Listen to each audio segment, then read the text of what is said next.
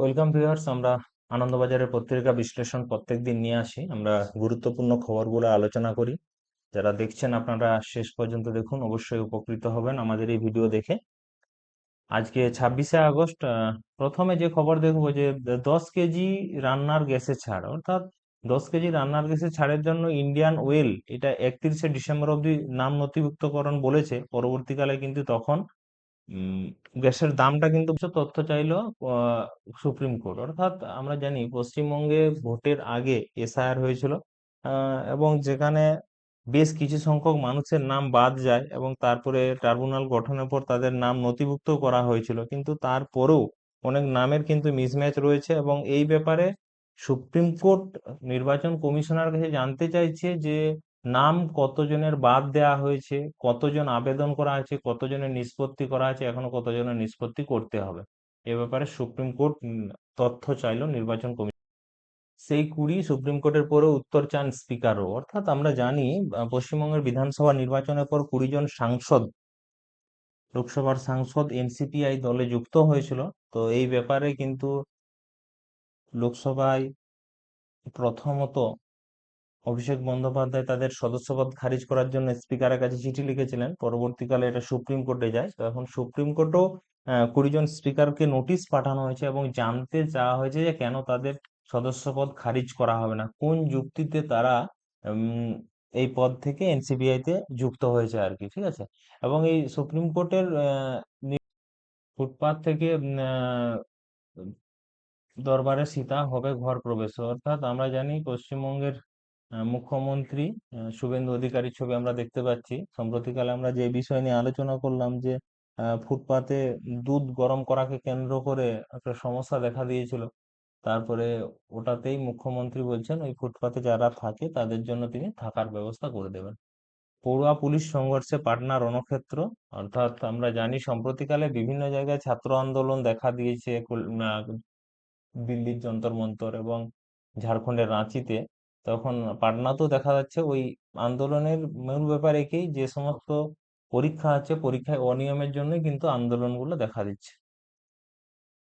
Supreme supreme কোর্টের স্থগিতাদেশ। অর্থাৎ সল্টলেক ও নিউ জলপাইগুড়িতে দুটি এসটিএফ, এসটিএফ মানে পশ্চিমবঙ্গ পুলিশের একটা ভাগ, এসটিএফ স্পেশাল টাস্ক ফোর্স বলা হয়, যে কোনো বিশেষ কাজের জন্য এসটিএফ কে ব্যবহার করা হয়ে থাকে। বিশেষ করে আমরা দেখেছি সম্প্রতিকালে পশ্চিমবঙ্গে বেশ কিছু জন জঙ্গিকে গ্রেপ্তার করা হয়েছে। তো এই জন্য এসটিএফ কে আরো শাখা বাড়াতে চাইছে, এই জন্য দুটি থানা তৈরি করার কথা সিদ্ধান্ত করেছিল সল্টলেক ও নিউ জলপাইগুড়িতে, যেটা কলকাতা হাইকোর্ট কিন্তু ওই বিজ্ঞপ্তি বাতিল করেছে। এবং তারপরে কিন্তু রাজ্য সরকার সুপ্রিম কোর্টে যায়। তো কলকাতা হাইকোর্টের বাতিলের রায়কে কিন্তু সুপ্রিম কোর্ট স্থগিতাদেশ দিয়েছে। এক বোর্ড জেপিএস চেয়ারম্যানের যুক্তি পাল্টাও। অর্থাৎ আমরা জানি পি চিদম্বরম বলেছিলেন যে এটা একদম অসাংবিধানিক কাজ হয়ে যাবে যদি এক দেশে এক ভোট করা হয়।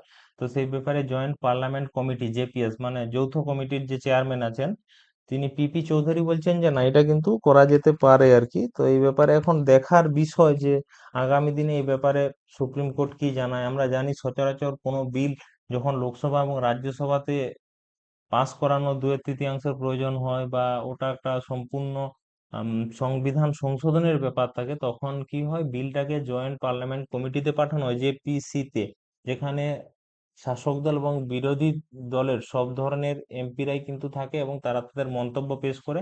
এবং সুপ্রিম কোর্টের কোনো প্রাক্তন বিচারপতিকেও কিন্তু এই কমিটিতে রাখা হয়ে থাকে।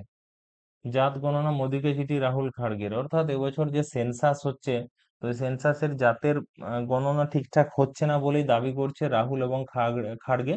পরবর্তীকালে বলছে যে এই ব্যাপারে একটা সর্বদলীয় বৈঠক ডাকা হোক এবং সিদ্ধান্ত নেওয়ার পর পুনরায় যেন গণনা শুরু করা যায়, যাতে সঠিকভাবে বোঝা যায় যে আমাদের দেশে কোন জাতের মানুষ কত শতাংশ আছে। এই জন্যই মোদীকে চিঠি দিয়েছেন রাহুল গান্ধী এবং মল্লিকার্জুন খাড়গে। আমরা জানি আগামী মাসে ব্রিক্সের শীর্ষ সম্মেলন রয়েছে ভারতে। তো চীনের প্রেসিডেন্ট শি জিনপিং ভারতে আসার ব্যাপার রয়েছে।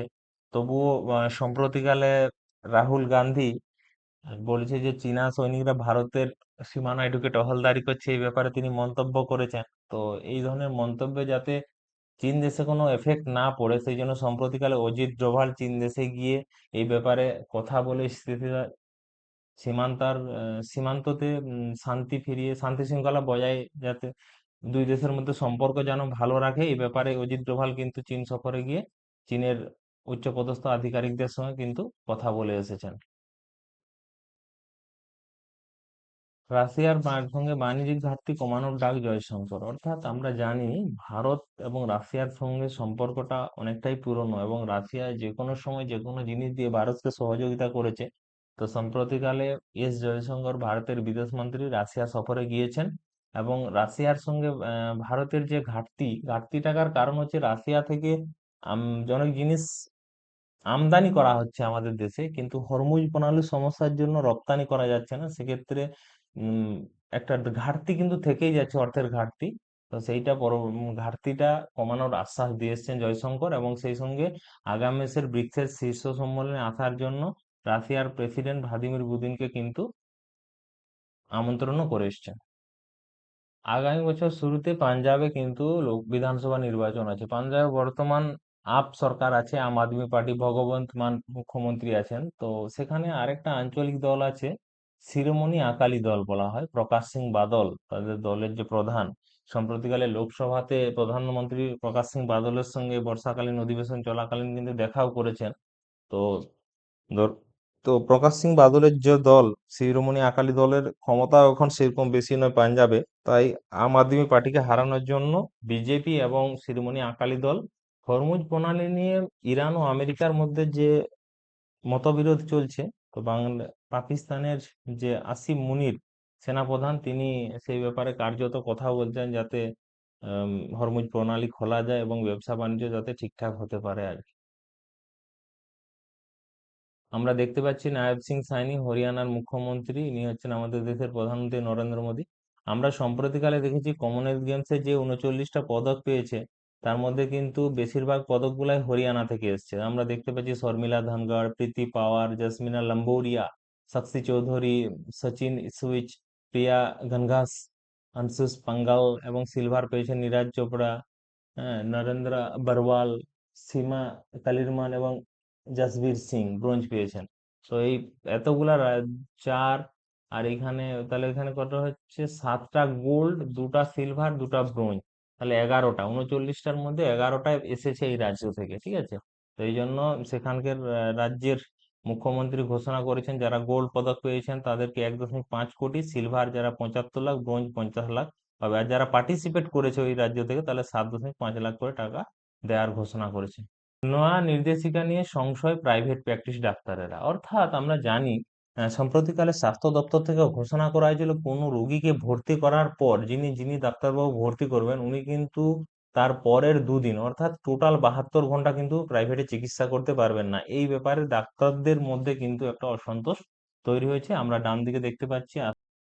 বৃষ্টির কথা মাথায় রেখে ফলোঅন করানোর ইঙ্গিত মার্কেলের। অর্থাৎ আমরা জানি দ্বিতীয় টেস্ট চলছে, কলম্বোতে খেলা হচ্ছে। ভারত যেখানে 503 রান করেছে, তারপরে শ্রীলঙ্কা এখন ব্যাট করছে। তো আজকে চতুর্থ দিন হবে। তো এই ব্যাপারে ফলোঅন করানোর চেষ্টা হয়েছিল, তারপরে এখন দেখার বিষয় যে ফলোঅন হয়েছে কিনা। যদি ফলোঅন করতে পারে তাহলে শ্রীলঙ্কা আবার পুনরায় ব্যাট করবে। সেক্ষেত্রে যদি, যেহেতু রানের গ্যাপটা অনেকটাই থাকছে, তো ভারত 503 রান করেছে আর শ্রীলঙ্কা করেছে 265। তো সেক্ষেত্রে যদি রানের গ্যাপটা অনেকটাই থাকছে, যদি শ্রীলঙ্কাকে ব্যাট করিয়ে 10টা উইকেট তুলে নেওয়া যায় দুদিনে, চতুর্থ এবং পঞ্চম দিনে, তাহলে হচ্ছে ভারত জয়টা নিশ্চিত হবে। আর সেক্ষেত্রে ভারত যদি আবার ব্যাট করে, তাহলে ভারত একটা মোটামুটি সেরকম জায়গায় গিয়ে ডিক্লেয়ার করতে চাইবে। সেক্ষেত্রে টেস্ট কিন্তু ড্র হওয়ার চান্সটা প্রবল। এখন দেখার বিষয় যে ওরা কি ফলোঅন বাঁচাতে পারছে না আবার পুনরায় ভারত ব্যাট করছে। টেস্ট ফাইনাল নিয়ে এখনো আশায় দ্রাবিড়। অর্থাৎ বিশ্ব টেস্ট চ্যাম্পিয়নশিপ যে ভারত গত বছর কিন্তু খেলতে পারেনি, বাদ বাকি আগের বছরগুলোতে ফাইনালে ভারত খেলেছিল। এখনো এই শ্রীলঙ্কাতে ভালো পারফরমেন্স করার জন্য ভারতের যে প্রাক্তন কোচ রাহুল দ্রাবিড় এই ব্যাপারে আশাবাদী। এরপরে ভারতীয় দল নিউজিল্যান্ড সফরে যাবে, তারপরে অস্ট্রেলিয়া ভারত সফরে আসবে, যেখানে 5টি ম্যাচ খেলা হবে। তো এই জন্য এখনো কিন্তু পয়েন্ট টেবিলে ভারত নিচে থাকলেও এখনো কিন্তু প্রাক্তন কোচ রাহুল দ্রাবিড় আশাবাদী। ভেজি ভেজিনারা হয়তো আসছেন না, ব্রাজিলের আগে হয়তো পানামা। অর্থাৎ ভেজিনারা হয়তো আসছে না, ব্রাজিলের আগে পানামা। আমরা জানি যে 3ই অক্টোবর কলকাতার যুব ভারতী ক্রীড়াঙ্গনে ভারতের সঙ্গে ব্রাজিলের বন্ধুত্বপূর্ণ একটা ম্যাচের আয়োজন করা হয়েছে। তো তার আগে ভেজিনরদেরকে আসার বা তারপরে ম্যাচ করার কথা বলা হয়েছিল, কিন্তু ভেজিনাররা জানিয়েছিলেন মানে কেপ ভার্দেরা যে তারা সেপ্টেম্বরে তাড়াতাড়ি চলে আসতে চাইছে শেষ উইকে। কিন্তু তাহলে অনেকদিন তাদেরকে রাখার একটা ব্যাপার হচ্ছে, সেই ব্যাপারে কিন্তু খরচের জন্য ভারতীয় ফুটবল কর্তৃপক্ষ রাজি হচ্ছে না। এই জন্য পরবর্তীকালে এই সময়টা যদি কম হতো, যে ম্যাচের কয়েকদিন আগে হতো, কিন্তু সেটাও তাদের পক্ষে সম্ভব হচ্ছে না। ওই জন্য সম্ভবত কেপ ভার্দের সঙ্গে ভারতের ম্যাচ হচ্ছে না। তবে কি হচ্ছে যে পানামার সঙ্গে কিন্তু ম্যাচটা 26শে সেপ্টেম্বর হবে, ভারতের সঙ্গে পানামা। তাহলে কেপ ভার্দের সঙ্গে না হলেও পানামার সঙ্গে ওকে নিয়ে অনিশ্চিত, কারণ আমরা জেনেছি দ্বিতীয় টেস্টে ঋষভ পন্থের চোট লেগেছিল, কিন্তু তৃতীয় দিনে ঋষভ পন্থ আর উইকেট কিপার হিসেবে মাঠে নামেনি, ধ্রুব জুয়েল উইকেট কিপার করছিলেন। ওই জন্য তিনি চতুর্থ এবং পঞ্চম দিনে খেলতে পারেন কিনা সেই ব্যাপারে অনিশ্চিত। এগোলেন তৃষার। আমরা জানি বিশ্ব ব্যাডমিন্টন চ্যাম্পিয়নশিপ ভারতে ব্রোঞ্জ পদক পেয়েছিলেন হচ্ছে তৃষা জেলি আর গায়ত্রী গোপীচন্দ। এবারে তাদের র্যাঙ্কের পদোন্নতি হয়েছে স্বাভাবিকভাবে, ভালো পারফরমেন্স করে তো র্যাঙ্কের পদোন্নতি হবে। তৈরি হরমনপ্রীতরা, অর্থাৎ গত মাসে লর্ডস টেস্টে ইংল্যান্ডের বিরুদ্ধে ঐতিহাসিক জয় পেয়েছে ভারত। তারপরে এখন বর্তমান এই বছর এশিয়ান গেমসও রয়েছে, এবং এশিয়ান গেমসে ক্রিকেটের অন্তর্ভুক্তি রয়েছে, এই জন্য তারা মানসিকভাবে তৈরি। হরমনপ্রীত এখন ভারতীয় ক্রিকেট দলের অধিনায়ক, এবং হরমনপ্রীত সিং ভারতীয় পুরুষ হকি দলের অধিনায়ক। এটা মনে রাখার জন্য আমি বলে দিলাম।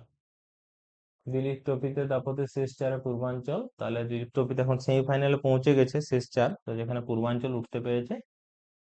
এই মুহূর্তে দিলীপ ট্রফি চলছে। দিলীপ ট্রফি একটা আঞ্চলিক ট্রফি, বিসিসিআই দ্বারা পরিচালিত হয়, ঠিক আছে। আজকের মতো পেপার বিশ্লেষণ এখান পর্যন্ত থাকতে, যদি আমাদের পেপার বিশ্লেষণ ভালো লাগে আপনারা অবশ্যই কমেন্ট করে জানাবেন। তবে আজকে আপনাদের সবার কাছে একটা প্রশ্ন থাকছে, যে ভারতের বর্তমান ক্রিকেট দলের প্রধান কোচ কে আছেন, আপনারা সবাই কমেন্ট করে জানাবেন। আর যদি ভালো লাগে আমাদের চ্যানেলটা অবশ্যই লাইক এবং সাবস্ক্রাইব করবেন। ধন্যবাদ, ভালো থাকুন, সুস্থ থাকুন, জয় হিন্দ।